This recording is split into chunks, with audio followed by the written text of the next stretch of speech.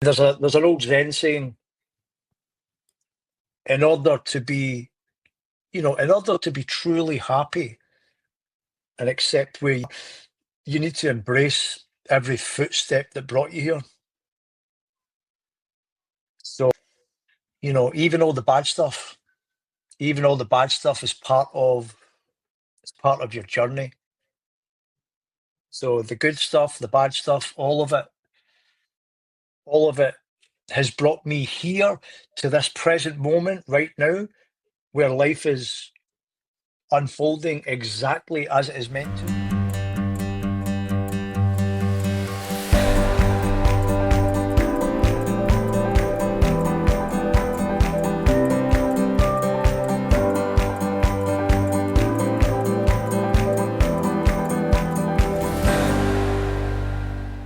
Mark MacNicol is an author, a filmmaker, a scriptwriter, producer, and director.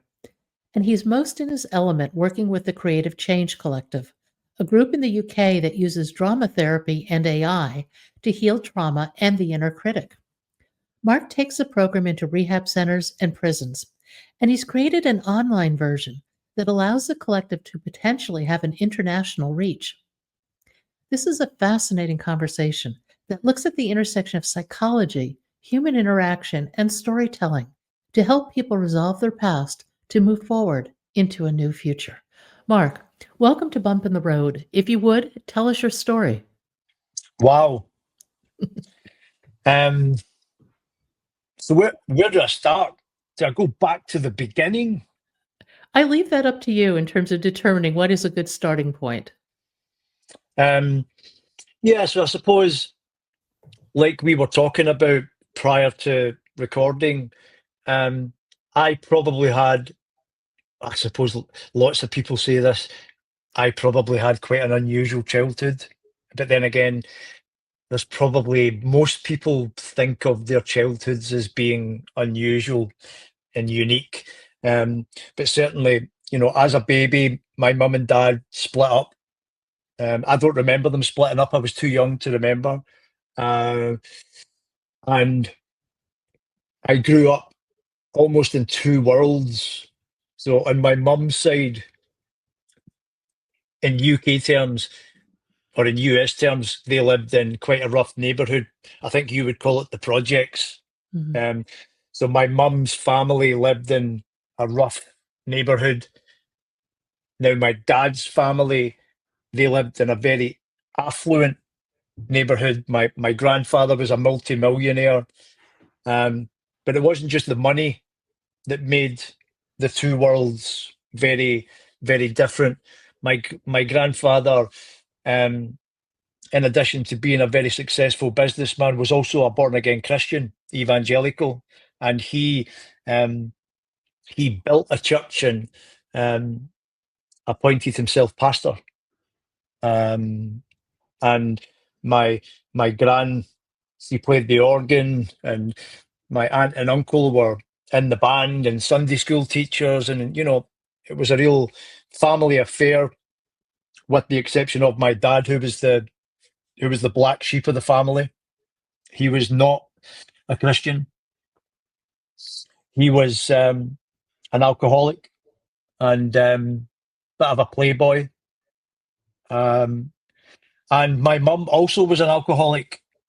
So I grew up in this very unusual situation of having a mother and father separate who were both alcoholics, not seeing much of my dad, living with my mum kind of half the time, and living with my born again Christian family for the rest of the time.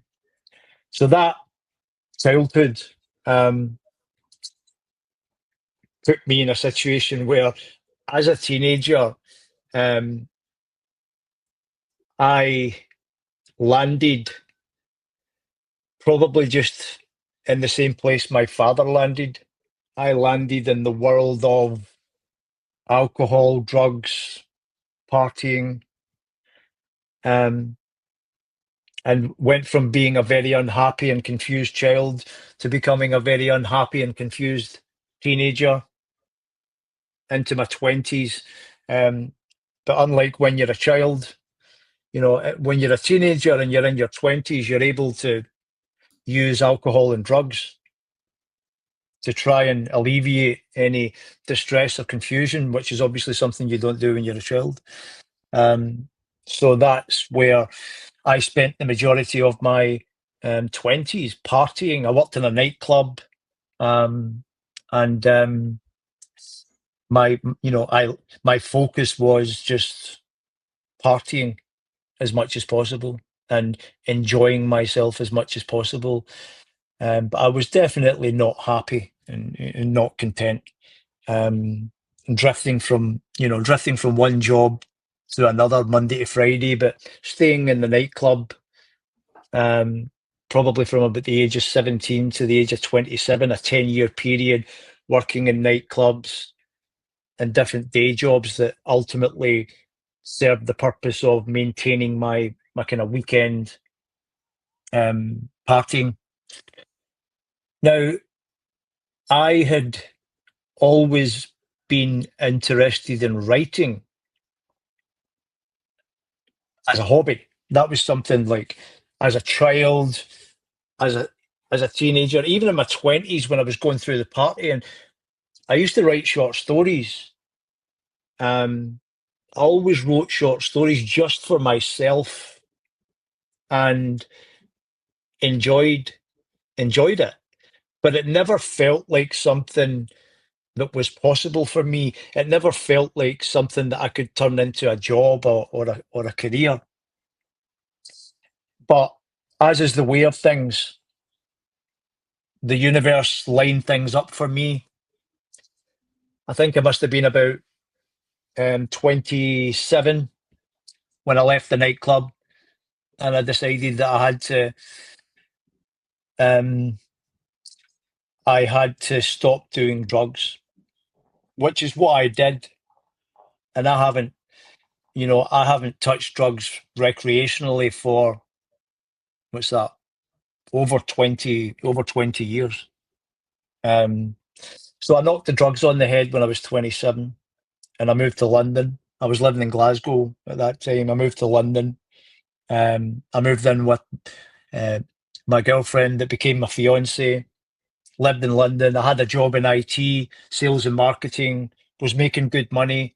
And my focus was very much saving up for the wedding, getting married, having kids.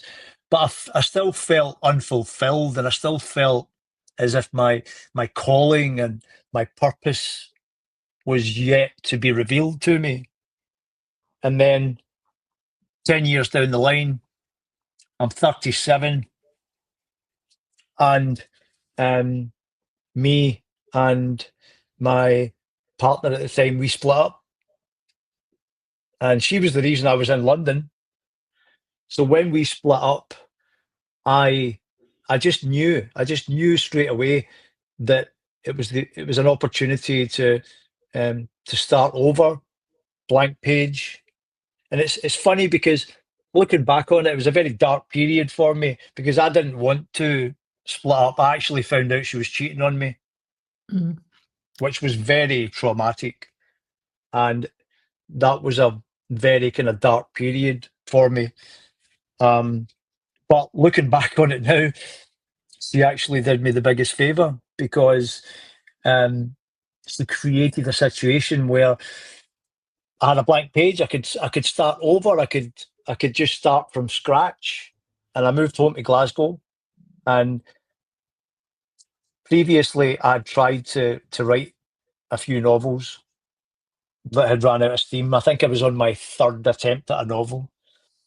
And I just knew, I was like, I'm moving home to Glasgow. I'm going to cut my overheads to a minimum, move in with my family, no rent, and become the cliche, the penniless bohemian writer, not motivated by money.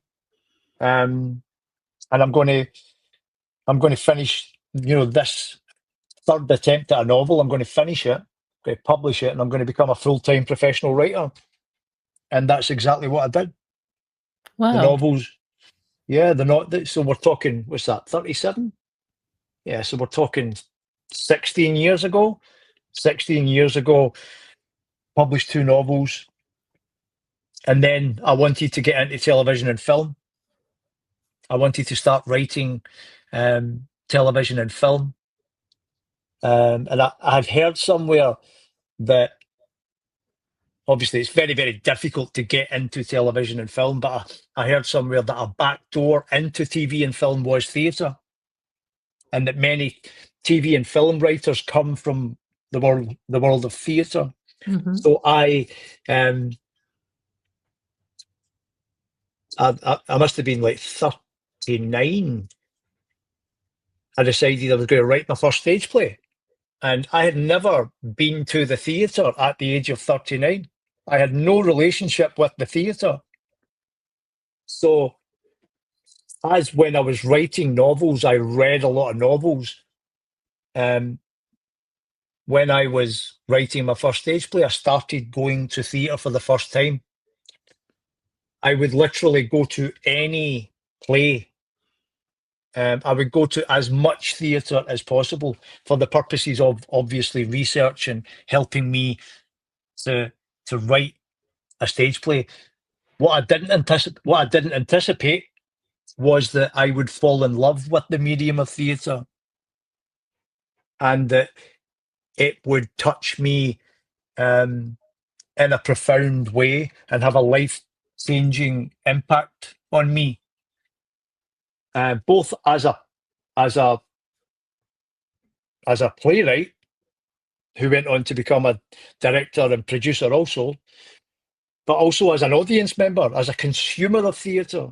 So as a producer of theatre, my life was changed. And as a consumer of theatre, getting the opportunity to be in the audience for some incredible productions. And we're very lucky in the UK. We're very lucky in the UK because we have got arguably some of the best producing venues and companies and actors and playwrights and directors in the world. And historically, we have had that for some time. So, yeah. And then I started to try and make the move from theatre into television and film. I did a master's degree in writing for screen, directed a feature film.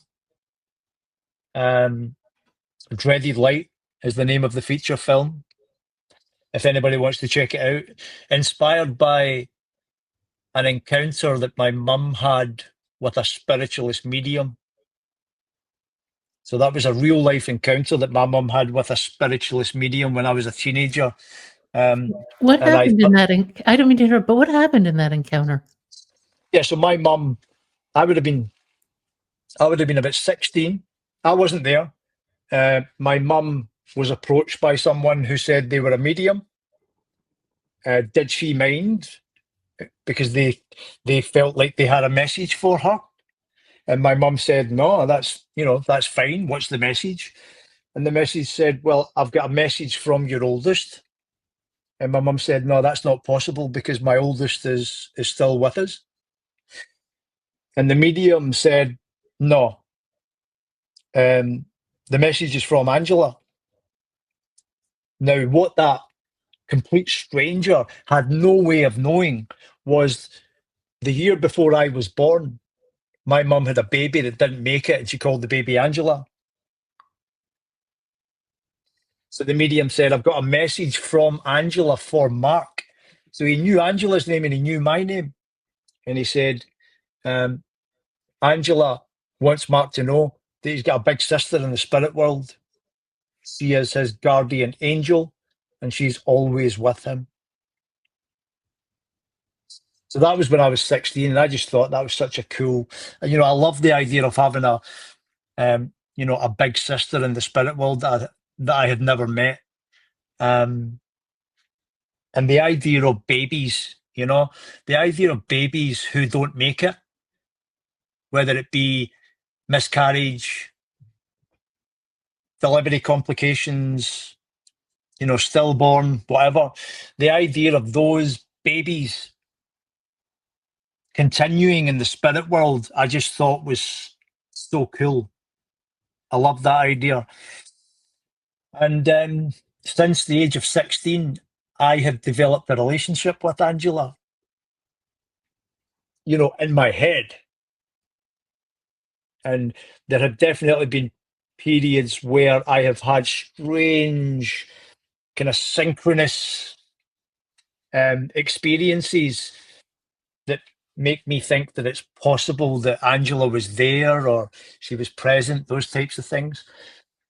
So when I decided that I was going to write and direct a feature film, and I was thinking about various ideas for a script, it just popped in my head, the idea of using that story as the kind of inspiration for a fictional script inspired by that story.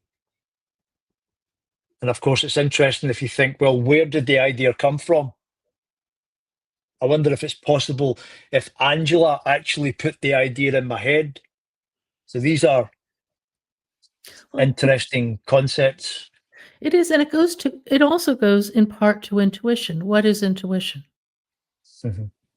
What is it that gives you that gut knowing that could be out of the blue that you have to do something or be somewhere? Well, most people, myself included, second guess their intuition. Yeah, Um, and I think it's a mistake because I think that if you look back over your life, if you look at the intuitive decisions you made, they probably turned out okay. mhm. Yeah. Well, I mean, obviously, some people refer to intuition as the third eye, Hmm. the chakra that's responsible for the third eye, um, the energy center in the body, which handles things like intuition. I can only say for myself, for the vast majority of my life, if I experience a moment of synchronicity, whatever that may be, even now, you know, I have to practice not second guessing myself, Yeah. and I have to practice taking it and saying, okay. And I've actually started. I've been doing a lot of this work over the last few years, and I've actually started to call them breadcrumbs. Breadcrumbs on the unseen path. So there's a path that I believe we're all walking that is unseen, and there's a path that is seen. So you could talk about, the 3D world is the path we can see, but people talk about the fourth, fifth, and sixth dimensions, which are Mhm. not visible behind the veil, and the idea of there being a path which is not visible outside of our third eye. So the idea of being given breadcrumbs as we move down that path, I've actually got a notebook, and every time I get a breadcrumb, I write it in my notebook. And I use that notebook periodically to remind myself that these are not coincidences. So you went on and became a success in terms of film, plays. What happened next? Well, of course, when it comes to defining success, I don't know if success is a funny one, to define success. If we're going to define success in financial terms, and, you know, obviously, when it comes to television and film in particular, writers, directors, producers, a small minority of them earn telephone numbers, and the rest of us, if we're lucky, we are able to do it without having to take up secondary income, second jobs, Mhm. etc. So I would probably define success for me as being a body of work. Every project going back 16 years to the first novel that I wrote, every novel, every stage play, every television or film script that I have started, finished, and put my name on it, I am proud of. And All of them together represent my body of work. And I've been able to do it pretty much without having to take second jobs.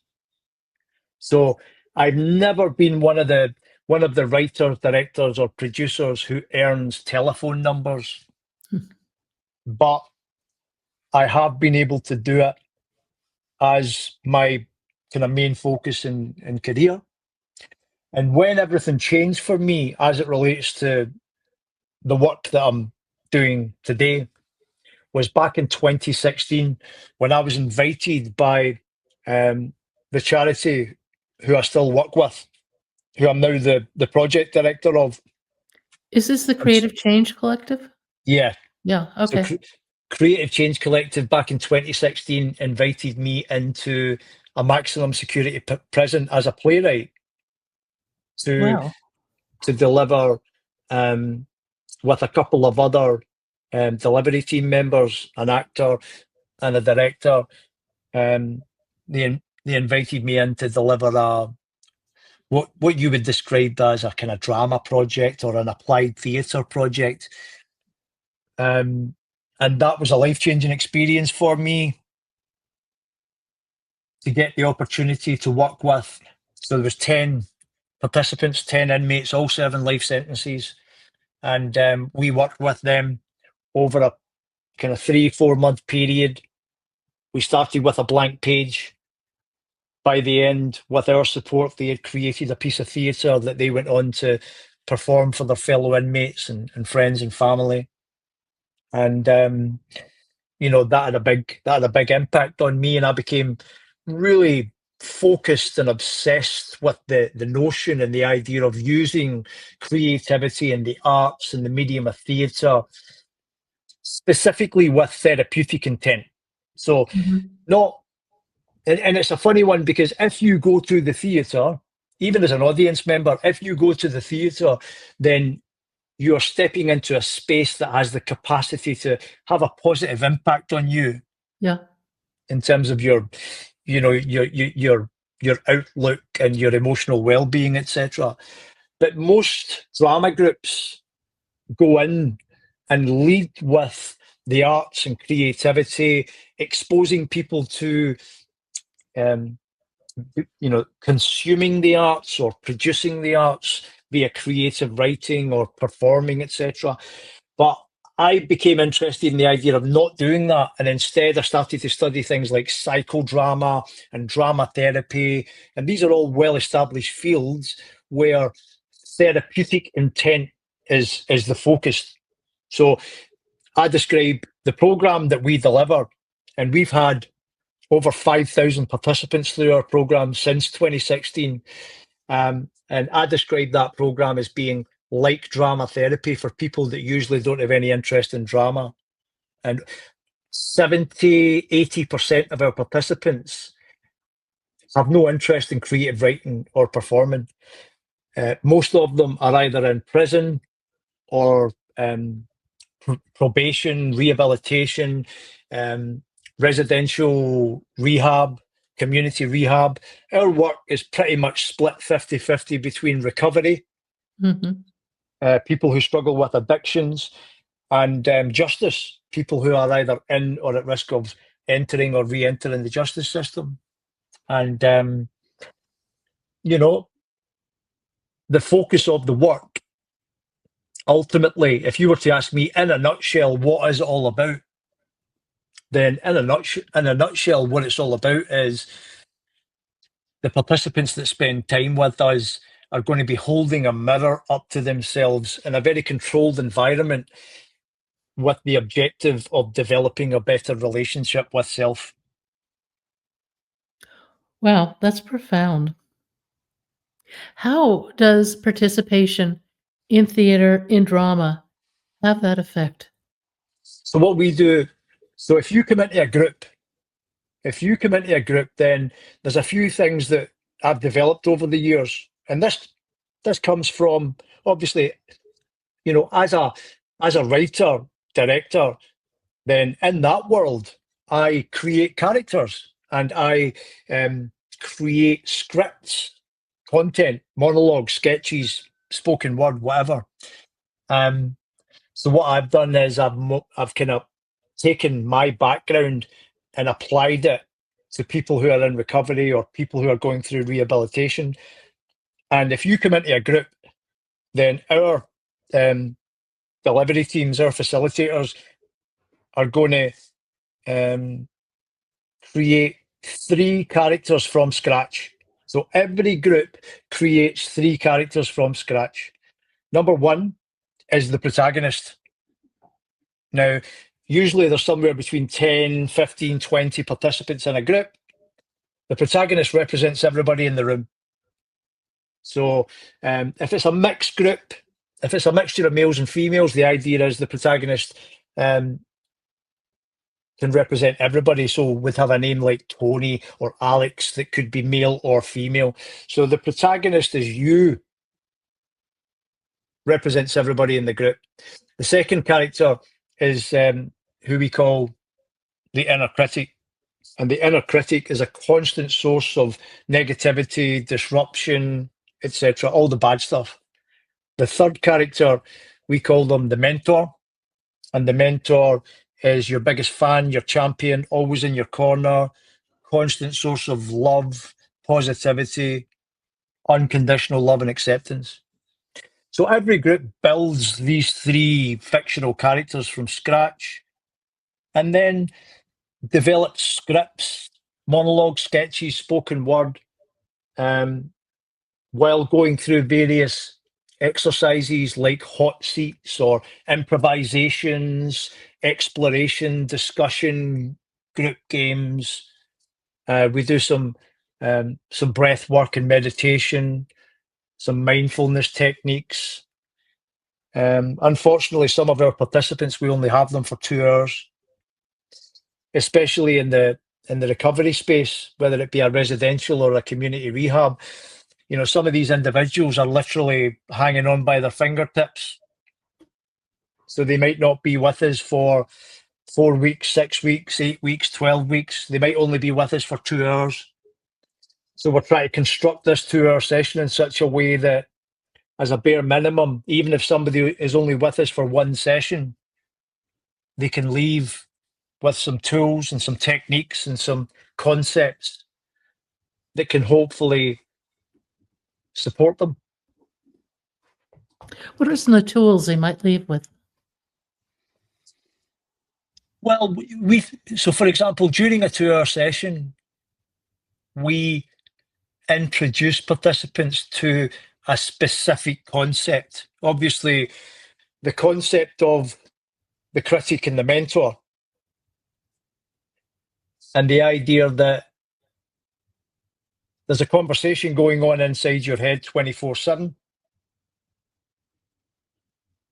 And unfortunately, the vast majority of it is negative and does not have your best interests at heart.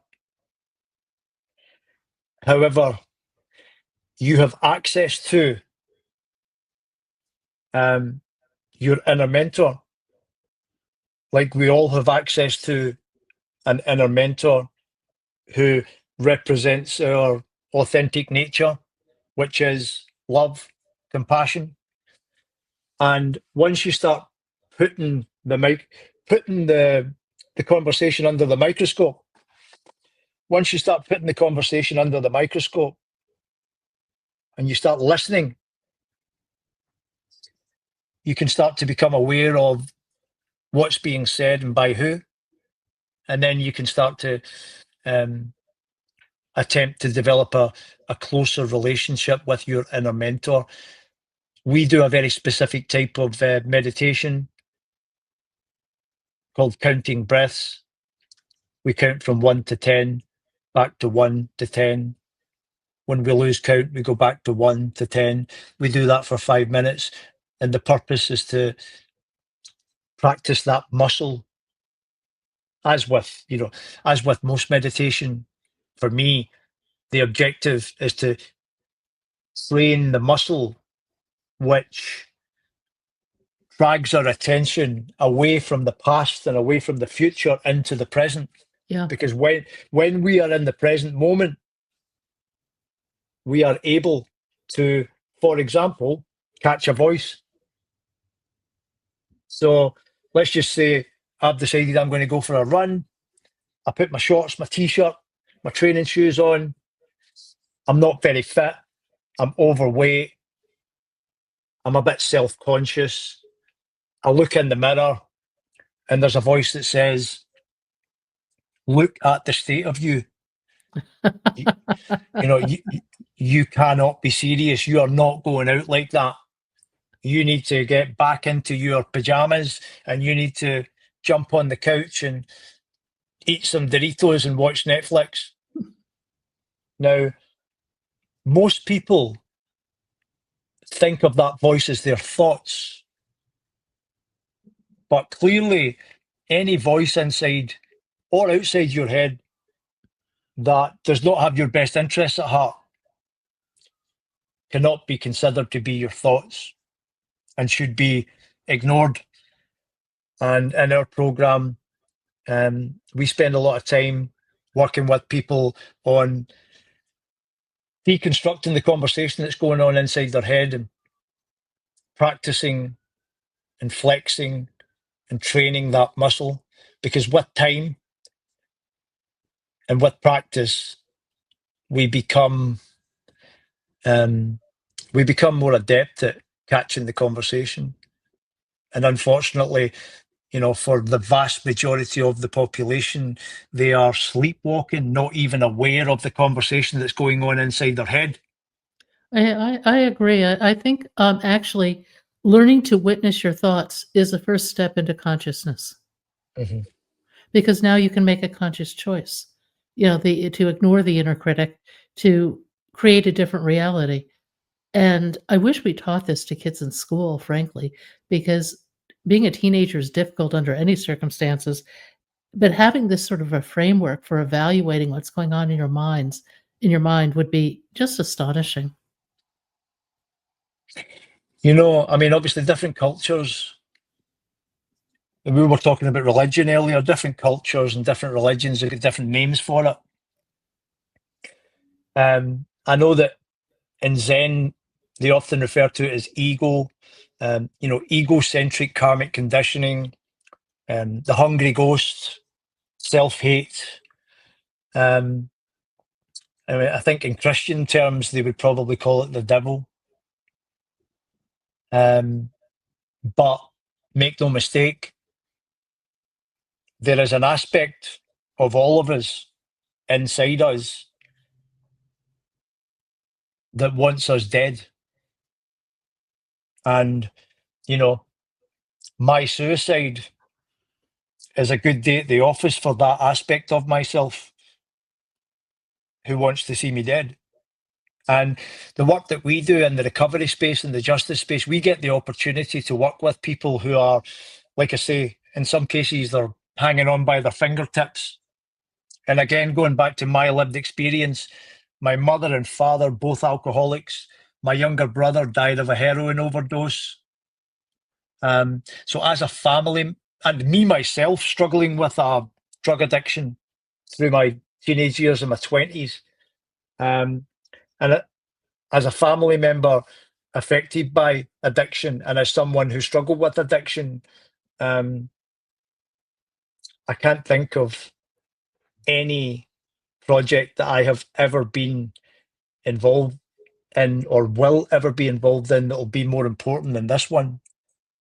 Because, you know, when you are, I mean, statistically, unfortunately, the vast majority of the people that we work with will not make it because the majority of people who struggle with alcohol and drug addiction, the majority of them die. So, you know, when you're working with people who are in that space where they understand that there is something going on for them, which is very, very serious and life-threatening, it's a very unique and very special opportunity. And there are certain things within our program that are very unusual that we've not, mentioned. So, for example, the group program is called Anonymous Drama, and the reason it's called Anonymous Drama is because, for example, if you come into a session and you want to talk about your mother's alcoholism and the impact it had on you as a child in terms of neglect, our facilitators are going to stop you from doing that, and instead they're going to talk about this fictional character's mum's alcoholism and the impact that it had on the fictional character as a child. So in our sessions, no participants know the difference between what is lived experience and what is fiction, which creates a very unique environment. And that's the type of environment where we know from feedback that some of our participants will explore things that they won't explore in other traditional recovery type spaces, or they won't share with a psychotherapist, because often unresolved trauma is too painful to actually talk about in a group setting or with a psychotherapist.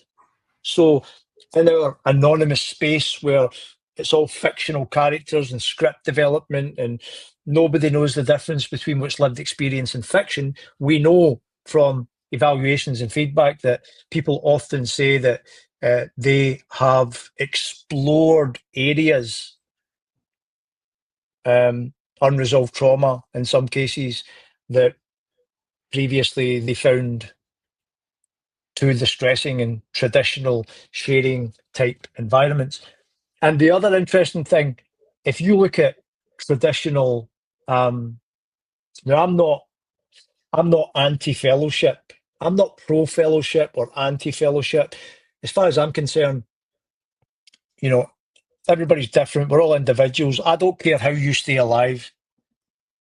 As long as you stay alive, I don't care how you do it. But we know from feedback that people talk about traditional sharing type programs as being places that are very heavy, very emotionally charged. And often, so for example, if you go to AA meetings for 5, 10, 15, 20 years, often you've got a script that you're just constantly repeating the same script for a year, 5 years, 10 years. And that's your monologue. That's your traumatic monologue. And, you just keep sharing that. And there's not really much in the way of exploration. Whereas in our sessions, the participants are taking a fictional character's monologue and they are dismantling it and reassembling it for the purposes of holding a mirror up to themselves and using fiction by proxy as an opportunity to explore themselves and go on a self-awareness journey. So, for example, if you take alcohol or drugs as an example, the problem isn't alcohol or drugs. The problem is the conversation that's going on inside your head relating to alcohol or drugs. Well, the other thing that strikes me about what you're doing is that it involves movement and energy and imagination. And I think movement is a really important component. Some people find it running, like you were saying earlier. Some people find it in dance. But I think the act of actually physically engaging has the potential to really reveal and release a lot of emotion. Mm-hmm. Yeah, I think you're right. We get, a typical session for us. And that's the other thing that I'm very enthusiastic about. The program is available online. Oh, is it really? Wow. So the reason I did that was because I wanted to try and expand the impact and reach of the program. And one of the ways that I decided I wanted to do that was, okay, if we're not a drama group, then why can't facilitators with no drama background deliver the program? Because if I can train, if I can put people with no drama background through an induction and through a training process, then that's going to mean that individuals with lived experience and peer support can deliver the program. So some of our current facilitators started as participants. So we've got facilitators delivering the program who actually started the program as participants in prisons or residential rehabs. They came back as volunteers and then they went on to become paid delivery team members. So that demonstrated to me that provided that individual is given the appropriate induction, training, support, then you don't need to be an actor, you don't need to be a writer, you don't need to even be creative necessarily, because our focus is not character development for the purposes of selling that script to Netflix.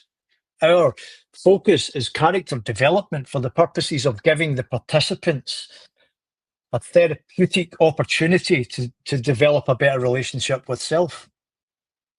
So we don't care. We're not trying to sell Netflix a script. You know, we're not catering for audiences. Although, interestingly, at the end of a module, participants are given the opportunity to volunteer to read the script for friends and family and support staff. And those live events are always very special. But those live events are not our focus. Our focus is the work done during the 2-hour sessions. But the session plan is broken down. It's just, apologies for flying off at a tangent, but when you mentioned movement, the session plan is constructed in such a way that the facilitator knows exactly where they are from 1 minute to the next. So first I do this, then I do this, then I do this, then I do this. So it's a step-by-step session plan for the 2 hours. And early in the session, there is an icebreaker and there is a group game. And the icebreaker and the group game, very early in the session, is designed to get participants up on their feet and get them moving about and get you out of your head. Mm-hmm. And that's something that you see at a lot of kind of sharing, you know, in the recovery and the justice space, psychotherapy, etc. When you're in these heavy spaces, emotionally charged, triggering type spaces, often people are sitting in the one position, not moving. Whereas in our sessions, you are up on your feet, you are taking part in icebreakers and group games, hot seats, improvisations, all sorts of cool stuff. Where is the Creative Change Collective going? What are your plans? Well, for me, the challenge that I've got is the model, the way the model works in the UK. In order for us to pay facilitators to deliver the program and to pay for back office, admin, IT functions, etc., the model, I can't speak for the US, but in the UK, the model is grant funding. Mm-hmm. And grant funding comes from government, the lottery. You know, in the UK, we have got a list of hundreds, thousands of grant funders who will fund charitable organisations. In the US, I think you call them not-for-profit. Mm-hmm. So I don't know what the model's like in the US, but in the UK, if you're a not-for-profit, if you're a charitable organisation, then unfortunately, along with all of the rest of them, you're going after grant funding.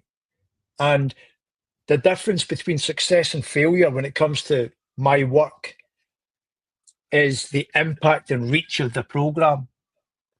And that is determined by our ability to secure grant funding. And even today, I had a meeting with one of our back office team, and she had identified a prospect grant funder.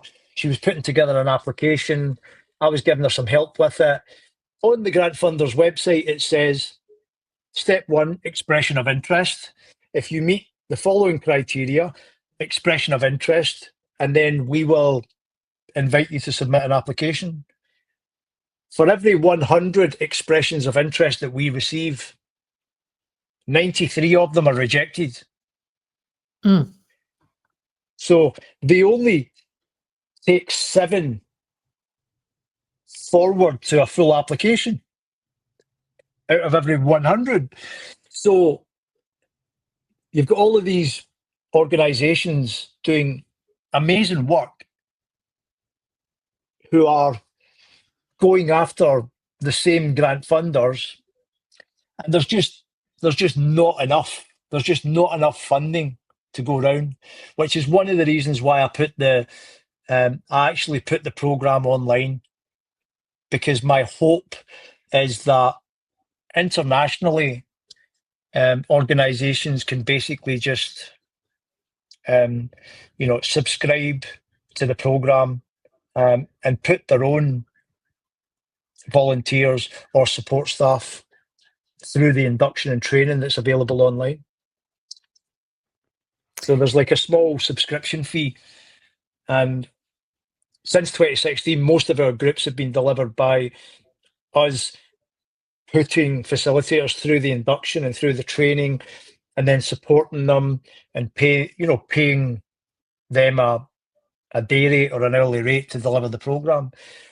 But unfortunately, because of funding challenges in the UK, whilst we're still delivering groups, we've also moved the subscription model online in the hope that prisons and residential rehabs, community rehabs, really any group out there can access the subscription online and can put nominated individuals through the induction, through the training.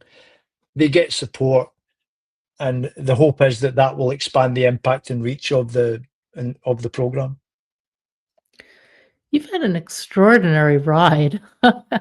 If you could rewrite your story, would you? No. What's that? I mean, there's an old Zen saying,